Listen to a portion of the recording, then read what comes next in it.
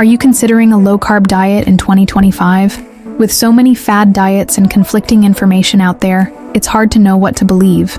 In this video, we'll dive into the world of low-carb diets and give you the lowdown on what you need to know to make an informed decision. Hey, and welcome to It's All About Your Wellness. Low-carb diets have been around for decades, but they've evolved significantly over the years. From Atkins to keto, these diets have been touted as a quick fix for weight loss and improved overall health. But what's the real deal? In 2025, we're seeing a resurgence of interest in low-carb diets, and for good reason. These diets have been shown to improve blood sugar control, increase energy levels, and even promote weight loss. But why are low-carb diets so popular right now? I think it's because people are finally starting to realize that the traditional low-fat diet isn't working for everyone.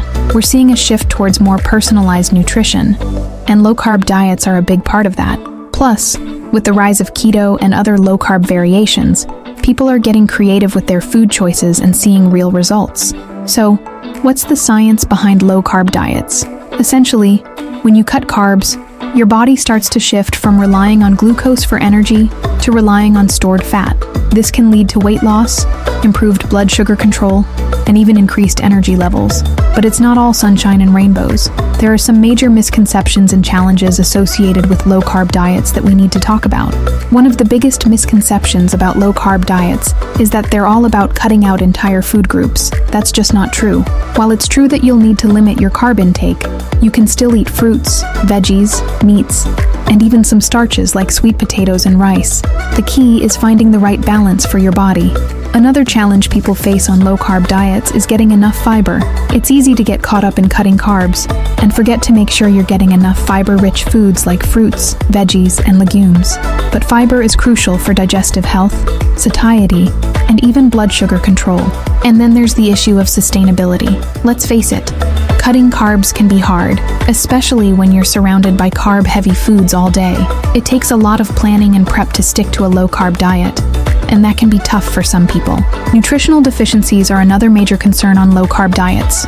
If you're not careful, you can end up deficient in essential nutrients like fiber, vitamins, and minerals. That's why it's so important to work with a healthcare professional or registered dietitian to ensure you're getting everything you need. So, what's the deal with low-carb diets and hunger? One of the biggest benefits of low-carb diets is that they can help reduce hunger and increase satiety. But why is that? It all comes down to the way your body processes fat versus carbs. When you eat carbs, your body releases insulin, which can trigger hunger and cravings.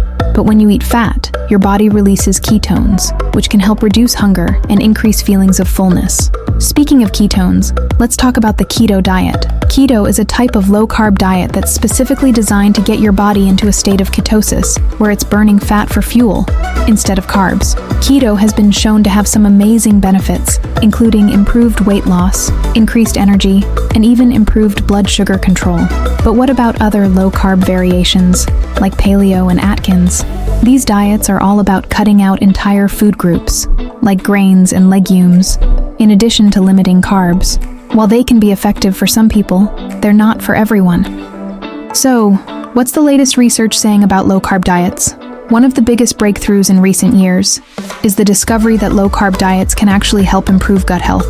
It turns out that a high-carb diet can lead to an imbalance of gut bacteria, which can contribute to chronic diseases like obesity and diabetes. Another area of research is the effect of low-carb diets on mental health.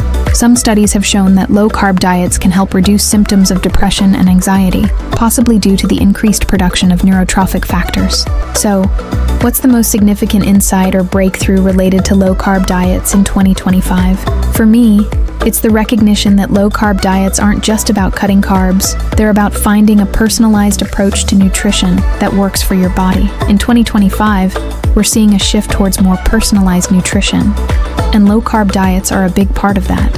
Whether you're keto, paleo, or just plain old low-carb, the key is finding what works for you and making it sustainable in the long term. So, what are the key takeaways about low-carb diets? First, they're not a quick fix.